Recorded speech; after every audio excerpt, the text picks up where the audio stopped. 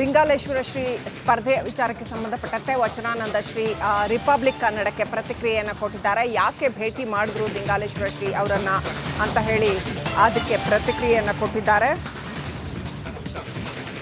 ದಿಂಗಾಲೇಶ್ವರರು ಬೆಂಬಲ ಕೋರೋದಕ್ಕೆ ಬಂದಿದ್ರು, ಸಭೆ ಮಾಡಿ ಮುಂದಿನ ನಿಲುವನ್ನ ಹೇಳಲಾಗತ್ತೆ ಅಂತ ಹೇಳಿದ್ದಾರೆ. ಗುರುಪೀಠದಲ್ಲಿ ಅಂತಿಮ ಸಭೆ ಮಾಡಿ ಮುಂದಿನ ತೀರ್ಮಾನ ಕೈಗೊಳ್ತೀವಿ ಅಂತ ಹೇಳಿದ್ದಾರೆ. ಬಿಜೆಪಿ ಪಂಚಮಸಾಲಿಗಳಿಗೆ ಅವಕಾಶ ಕೊಟ್ಟಿಲ್ಲ. ಹರಿಹರ ಪೀಠದಲ್ಲಿ ವಚನಾನಂದ ಸ್ವಾಮೀಜಿ ಈ ಮಾತನ್ನ ಹೇಳಿದ್ದಾರೆ. ಪಂಚಮಸಾಲಿಗಳಿಗೆ ಹೆಚ್ಚಿನ ಅವಕಾಶ ಕೊಟ್ಟಿಲ್ಲ ಅನ್ನುವಂಥದ್ದು ದಿಂಗಾಲೇಶ್ವರ ಶ್ರೀ ಅವರ ಆಕ್ರೋಶಕ್ಕೆ ಕಾರಣ ಆಗಿದೆ ಅನ್ನೋಂಥದ್ದನ್ನ ಹೇಳಿದ್ರು. ಸೊ ಮುಂದೆ ಗುರುಪೀಠದಲ್ಲಿ ಅಂತಿಮ ಸಭೆ ಮಾಡಿ ಮುಂದೆ ತೀರ್ಮಾನ ಕೈಗೊಳ್ತೀವಿ ಅನ್ನೋಂಥದ್ದನ್ನು ವಚನಾನಂದ ಶ್ರೀ ರಿಪಬ್ಲಿಕ್ ಕನ್ನಡಕ್ಕೆ ಹೇಳಿದ್ರು.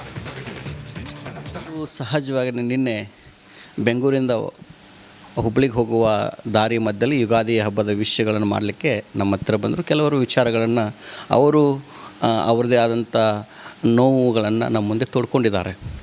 ಹಾಗಾಗಿ ಒಂದು ಹೇಗೆ ಉತ್ತರದಲ್ಲಿ ಮಠಾಧೀಶರು ಪೀಠಾಧೀಶರು ರಾಜಕಾರಣಕ್ಕೆ ಬಂದಾರೋ ಹಾಗೆ ದಕ್ಷಿಣ ಕೂಡ ಮಠಾಧೀಶರು ರಾಜಕಾರಣಕ್ಕೆ ಬಂದರೆ ಹೇಗೆ ಅಂತ ಒಂದು ಪ್ರಶ್ನೆ ಇತ್ತು.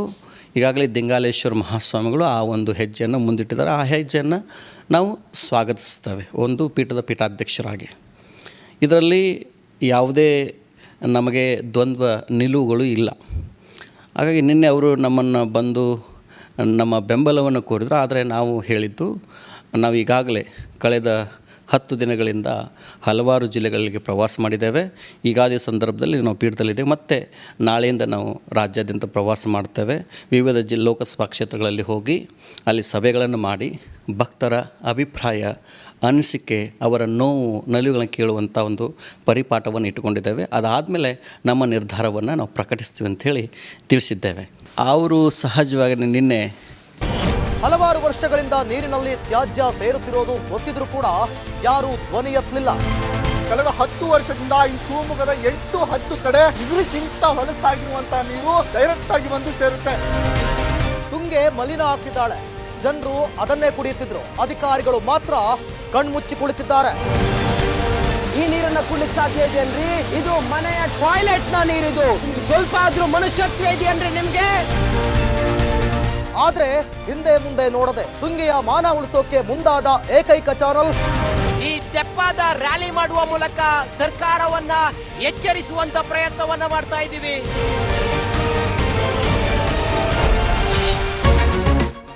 ರಿಪಬ್ಲಿಕ್ ವರ್ಲ್ಡ್ ಆಪ್ ಇದು ಕೇವಲ ಅಪ್ಲಿಕೇಶನ್ ಅಲ್ಲ, ಸಮಗ್ರ ಸುದ್ದಿಗಳ ಸಂಪರ್ಕ ಮಾರ್ಗಕ್ಕೆ ಕ್ರಾಂತಿಕಾರಿ ಬದಲಾವಣೆ.